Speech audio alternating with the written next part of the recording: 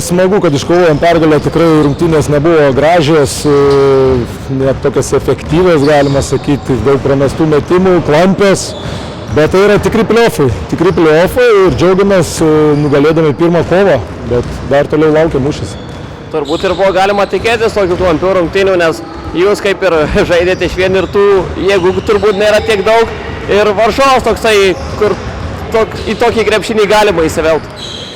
Jo, iš tikrųjų tai abi komandos gynybinės yra. Visų pirma, tai abi komandos gynybinės ir tas toksai grožis ir dingsta iš tikrųjų, tai gal dėl to.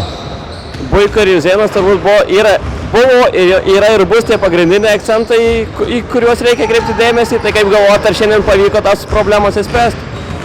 Nežinau, ar pavyko, tiksliai nemačiau jie tenais, ką susimetė, bet akcentą dedam visai komandai. Aišku, jie yra lyderiai, jie daug generuoja taškų ir daug kūrė kitiems, tai nebus taip, kad visada taip sužais.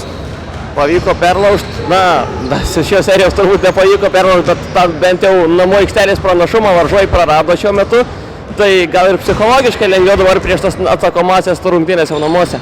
Nėra čia jokios psichologijos, kad lengviau, o ten Kaunas mums arti yra, čia irgi kaip žaistumėm namuose, privažiavo daug sirgalių, dėkui jiems, atrodo, kad žaidėm namuose ir ar ten ar čia žaist, kiekvienas mūšis čia bus stiprus.